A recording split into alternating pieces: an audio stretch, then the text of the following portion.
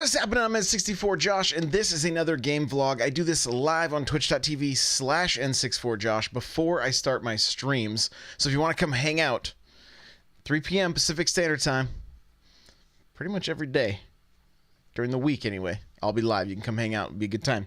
Be a good time. But we always start with the, maybe something from the collection, something from my childhood, something I recently picked up.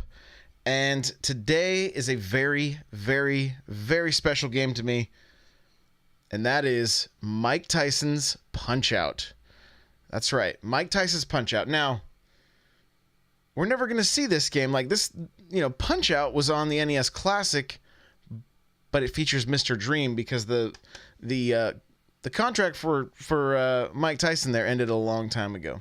And that's they never re-upped with him, and so the game actually changed. A couple years in, I don't know the exact timeline that it changed, but it Tyson was removed and Mr. Dream was added. I'm fairly certain it's the same fighter. I've never actually put the code in to go see what Mr. Dream even looks like. So this game is very, very special to me, like I mentioned. And so a couple different reasons.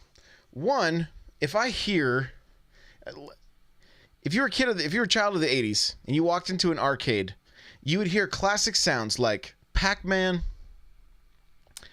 Galaga, Donkey Kong, maybe some pinball, and you'd always hear an announcer going, "Body blow, body blow." And that was Punch-Out. You could always hear it. Now, Punch-Out in the arcade and Punch-Out on the NES they had some similarities, but they were also pretty different. If you want to check out Punch-Out from the arcade, it's actually available on the Nintendo Switch in the eShop. Just put in Punch-Out. You can actually purchase the original game. I think it's $7.99.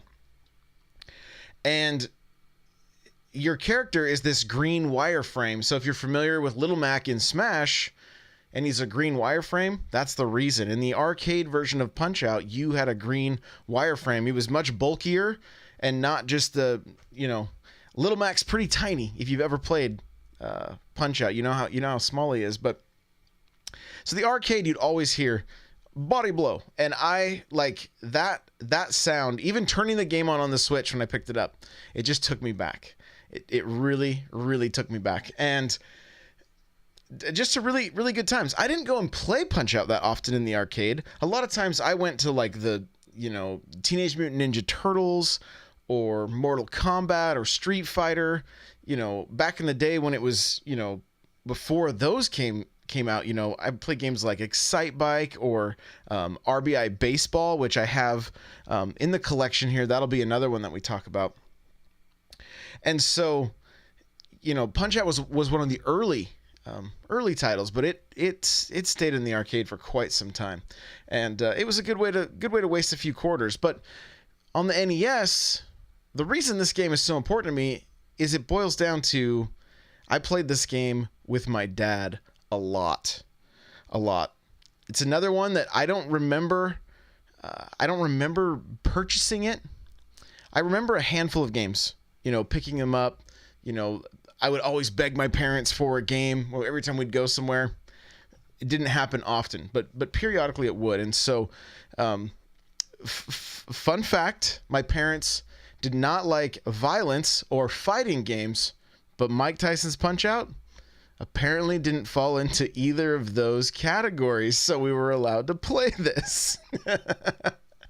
So, my dad and I played this a lot.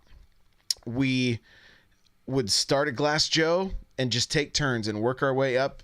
And, we wouldn't play for really real long sessions.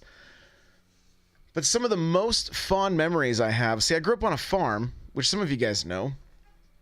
And so that meant he worked a lot, right? Well, there were some nights that he would take me down to work on the farm. We'd start at 8 p.m. and get done around midnight.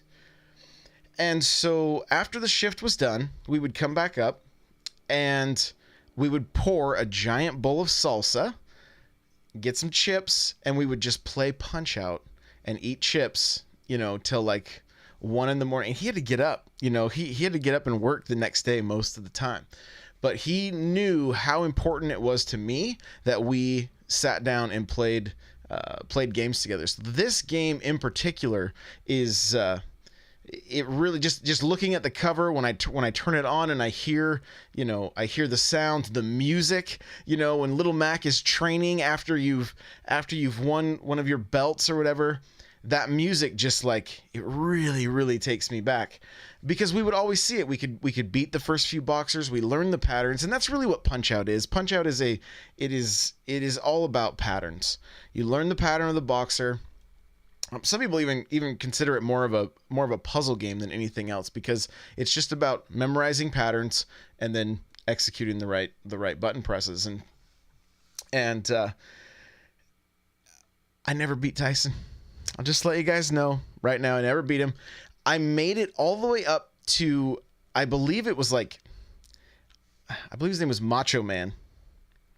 Or Super Macho Man. I can't remember. I know that's also a wrestler, so it's just been a while. But I remember I could play all the way up through. I got all the way through all the boxers up, and I could never beat Macho Man. He was right before Tyson. Now there was you could put in a code so that you could go right to Tyson, right at the right when you wanted to. And I remember I had that code memorized as a kid. I don't have it memorized anymore. All I know is that I believe it starts with 007. That's the one thing that kind of sticks with me. And who knows, maybe I'm even wrong. I don't have it in front of me right now. But I remember that being one of the numbers, because I was like, I think that's like James Bond stuff, So, but I would go to Tyson and I would try.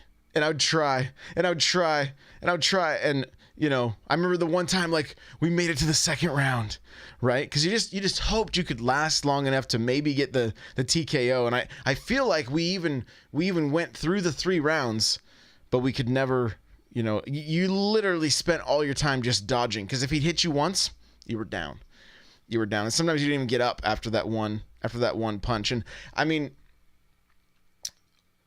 If you want a little bit of history with Mike Tyson, or even to see what he's up to now, he was recently on Joe Rogan's podcast, so that was kind of cool hearing that. But see, I remember as a kid, people worried about buying his pay-per-views because his fights ended so fast.